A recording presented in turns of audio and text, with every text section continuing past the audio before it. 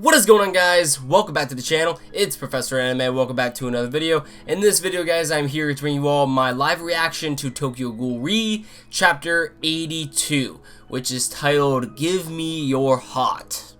Alright, so let's get straight into this. Ooh. The rank 1 investigator begins to show his true nature. Live action film announced. We'll see how the live action film goes when it is announced. Oh my. It's been destroyed, I see. The owl, Kaneki. As have you. Oh, Eto got fucked up. Holy crap. That's Furuta. Yeah, that's Furuta. Furuta fucked up, Eto. Well, surrender. Complete, I guess. My, though, a ghoul's senses are so sensitive. I'm glad I had the Kono operation done. Come to think of it, I guess I should be saying thank you. Thank you for giving me, or for getting rid of the V members. Given my position, I'd be rather troublesome if someone were to see me in this form. The higher-ups would wipe me out. That Kagane. Is it Rize's? Indeed, just like my dear Kaneki's. What? Yeah, what? Rize's Kagane really is something.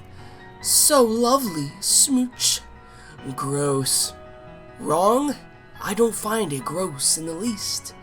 Well then, I'll be leaving now. You can just die, or whatever. There are still a few people out there that I've gotta fuck up. December is busy as always. The old name for December in Japanese used by Furuta here supposedly comes from this saying. I wasn't able to weasel who exactly the One-Eyed King is out of you, but no matter it seems, I've no longer any need to concern myself with all that anyway. Looks like I'll be able to get my hands on what it is I want, ever so swimmingly. I'll even mess up the One-Eyed King for ya. Furuta Nomura, you don't care in the least about either V or the Washu. What in the world are you after? Super peace. Super peace. he's just like, I'm in it for super peace. Not peace. He's not in it for peace, but he's in it for super peace. Yeah, Furuta, you're weird. That's it. What in the world? What in the world is right? Okay, so hold up really quick here before we move on. Okay, so I guess Furuta was injected with Kaneki's and Rize's Kagane. Okay? So he is also an experimental ghoul, right? He works for the CCG, but I guess, you know, they ended up giving him some ghoul-like powers that came from Kaneki and Rize, and that's how he became who he is now. And as we know, Rize and technically Kaneki are the strongest ghouls that we know of. So, I wonder how Furuta is going to be taken down. Unless he is like the One-Eyed King. We don't know. Anyway, let's continue. Alright, so we got... I always mess up this guy's name. Amon. Kaneki versus... Wow. I can't remember his name now. Why can I not remember his name? Anyway, let's continue. Kaneki's going in. It's over. Your Kinke is broken. Within that state, the battle, we going in, continues until one's opponent is slain. We better watch out, Kaneki. I don't know why I always forget this dude's name. It's so weird too, because he is one of the best, you know, antagonists in Tokyo Ghoul. But I always forget it. Like I'm thinking of Amon too much. You know, I don't know why. Think. Arima, that's right. Why do I always forget that? Why do I always forget his name is Arima? Okay, so anyway, Let's continue, now that I finally remembered his name. Okay, we have Arima here. He going in. Ooh, look at Kaneki. Look at Kaneki right now.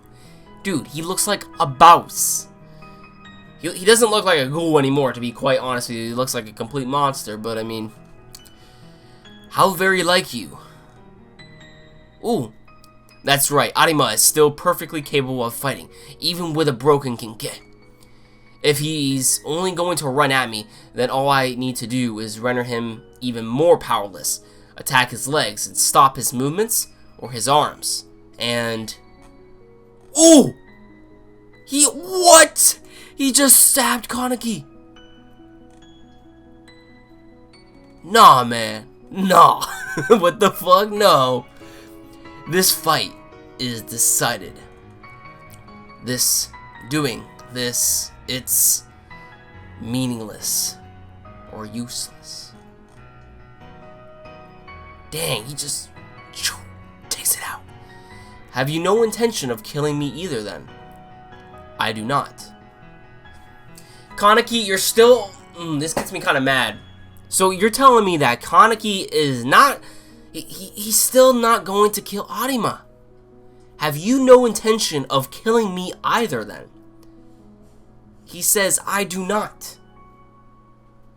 Kaneki, it's a life or death situation here, man.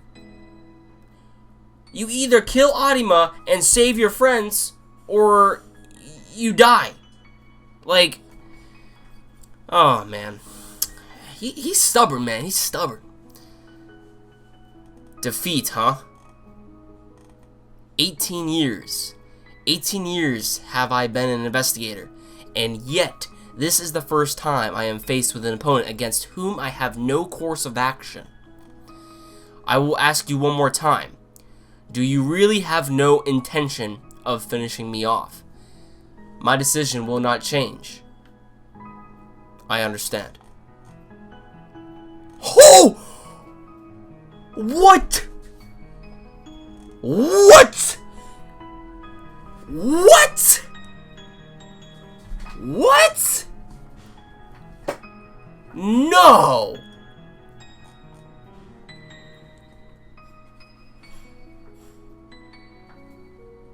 What?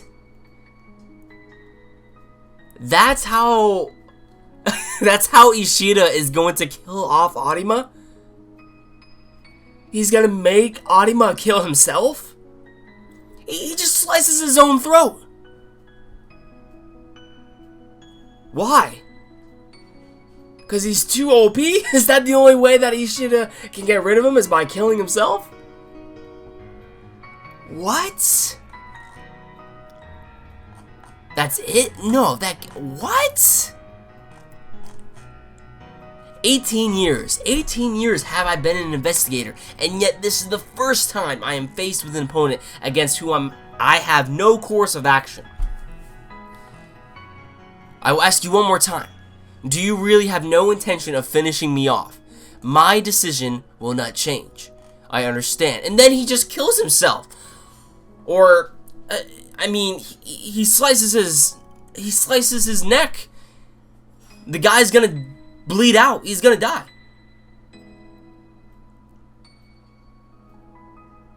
What? Sorry if the lighting is not so good in here. I mean, I have lights on and everything, but like, what kind of... Alright, I'm a little bit salty on how the fight ended, because honestly, I thought, you know, Kaneki would fight back. I thought he would fight back against Arima. But Arima sees, you know, the fight is just useless to begin with, because Kaneki doesn't want to kill him. And therefore, Arima ends up killing himself, and I don't understand, like, why? Like, why would he kill himself in front of Kaneki?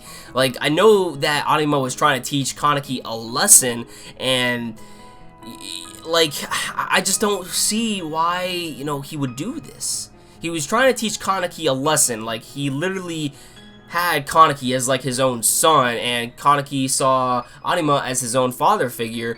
And I guess that is why Kaneki did not want to, you know, kill off Arima in the first place. But the only way that he could get out of that area to save his friends is if he would have killed Arima, but Arima stole that opportunity from him and basically end up killing himself, unless Ishida is, like, you know, throwing us off here to making us think that Arima is in fact dead.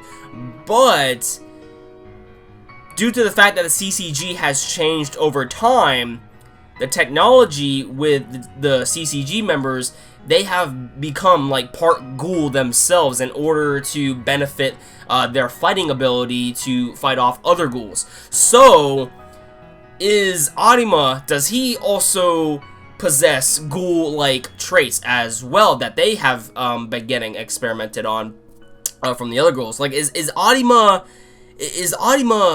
part ghoul as well, or is he exempt from, you know, the other CCG members, and is, you know, he just going to die out? Because for all we know, you know, if Arima is not going to die, then he could just be a ghoul, you know. But I don't know. I mean, we haven't really seen, you know, many hints regarding that factor when it comes to his character, if he is a ghoul or not. But man, like, I'm a little bit salty. I'm a little bit salty out of how the fight ended up going about. But as far as this chapter, definitely live reaction worthy. Very good. Let me know your thoughts in the comments down below on what you thought about this chapter of Tokyo Ghoul Re. And yeah, I'll catch you all in the next video. Peace.